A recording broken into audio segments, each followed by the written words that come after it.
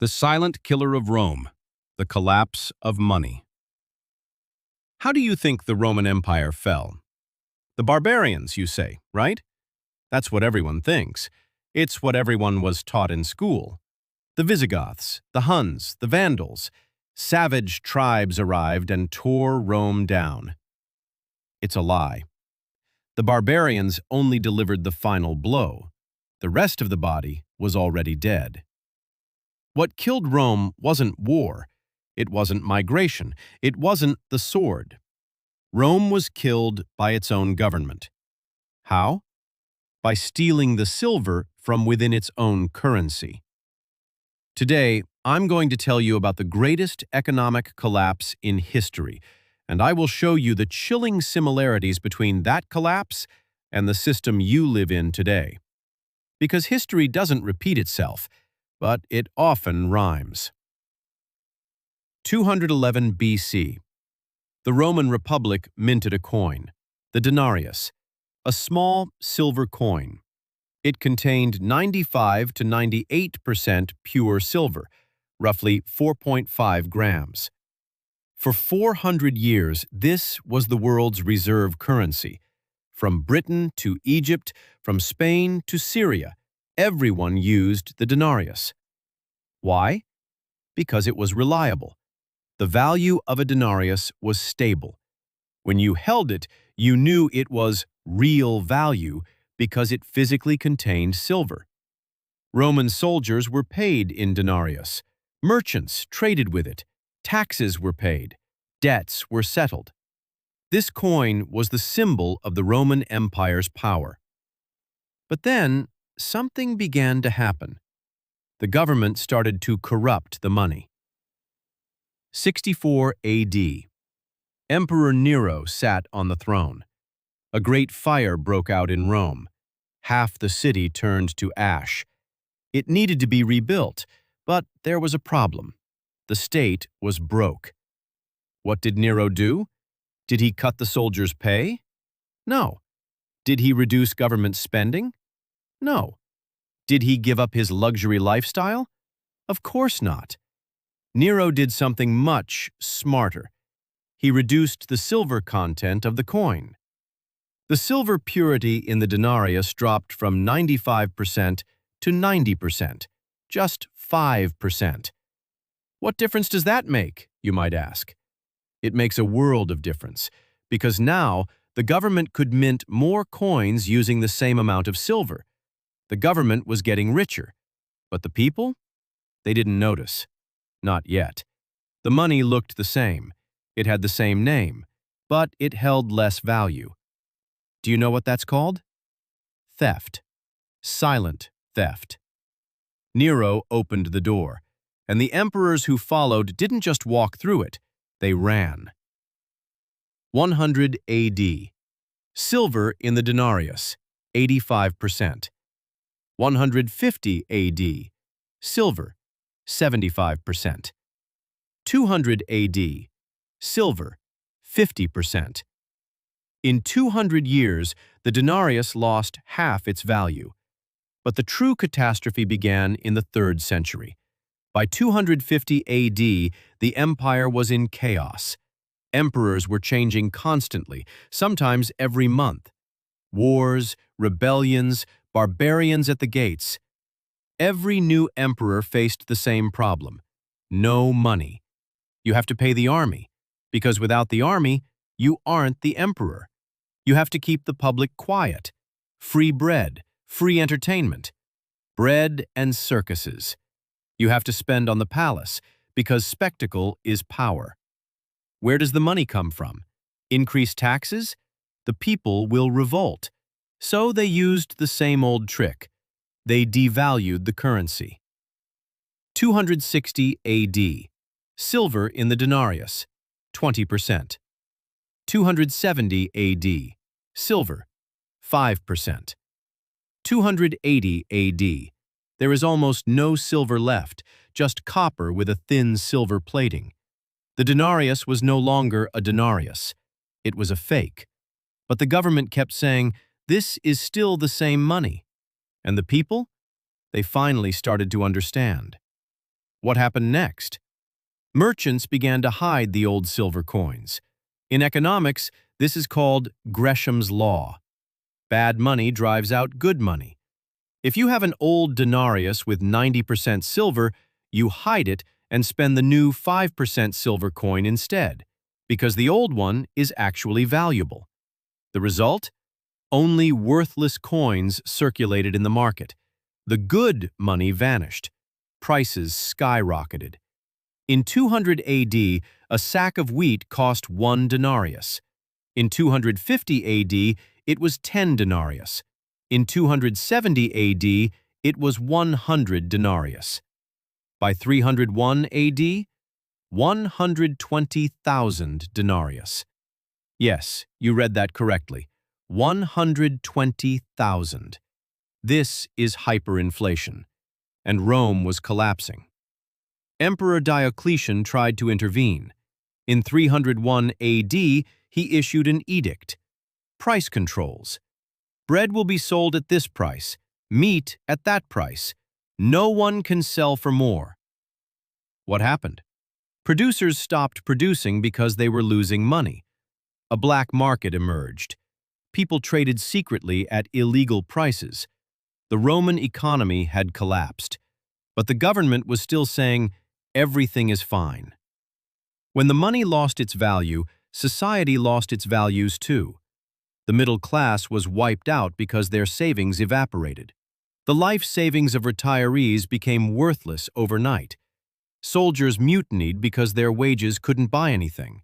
The army's morale crumbled. Taxes couldn't be collected because the people were bankrupt. Rome became unable to fund its own existence. Cities emptied. People fled to rural areas. They began living on self-sufficient farms, bypassing money entirely and using barter. Rome was slowly sliding toward feudalism, but no one realized it yet. And the barbarians? They were just watching. 410 AD. The Visigoths sacked Rome. 455 AD. The Vandals sacked Rome. 476 AD. The last Western Roman emperor was deposed. Rome had fallen. But the collapse had begun 200 years earlier, the day the silver in the coin was reduced. The barbarians just buried the corpse. Now, stop and think. What do you use today? Paper money, digital money. Is there silver in it? No. Is there gold in it? No. Is there any intrinsic value? No. It's just paper, or a number on a computer screen. But this money has value because the government says so, you say. Exactly. Just like in Rome. The Roman government also said, this money is valuable because we are a great state. We know how that ended. Now look at today. 1971. The U.S. ended the dollar gold standard. Nixon said the dollar would no longer be backed by gold. From that moment on, what was the dollar? A value created out of thin air. Just trust. 2008, the financial crisis. What did the U.S. government do? They printed money, trillions of dollars. They called it quantitative easing. The same thing Rome did. But instead of clipping silver with a blade, they are typing digits on a keyboard. 2020 to 2021, the pandemic. Governments printed more money than ever before in history. The result? Inflation. Prices skyrocketed. Your salary stayed the same, but your purchasing power plummeted. They call this economic growth. No, this is theft. Rome clipped silver. Today, we print money. It's the same thing, just different technology. In Rome, you take silver out of the denarius to mint more coins. Today, you type numbers on a keyboard and banks deposit money into accounts. Both lead to the same result. The value of money drops. But the most overlooked part is this: you don't notice it. In Rome, people could feel the coin and see the silver was gone. They could weigh it. Today, digital money. You see nothing, just numbers. And the government tells you everything is fine. Inflation at 10%? They say it's transitory. Inflation at 20%? They blame global factors. Inflation at 50%? They blame the war. But the truth? The truth is they printed too much money, and your pocket is financing their spending. Rome fell. It took 200 years, but it eventually collapsed. What about today's system? Will it collapse too? Look around. The U.S. is $35 trillion in debt. Europe is in stagnation. Japan hasn't grown in 30 years. And they are all doing the same thing: printing money. Governments are repeating Rome's mistake because they have no other choice. They can't raise taxes. The people would revolt. They can't cut spending. They would lose the election. So what do? They print. And it works for a while. 5 years, 10 years, maybe 20. But eventually, the bill arrives. In Rome, the bill arrived after 200 years. Today, it might take less time, because everything moves faster today. Look around you. Can you see the similarities? Real estate prices. What was the price of a house 20 years ago? What is it today? It has increased 10, 20 times. Why? Because the money lost its value. The stock market. It's constantly breaking records. They say the economy is booming. No, there is too much money, and it has nowhere else to go. It flows into stocks. Gold. Its price has quintupled in the last 20 years. Why? Because people don't trust paper money. Crypto. Bitcoin was born. Why? Because people don't trust the money in their banks. Social gap.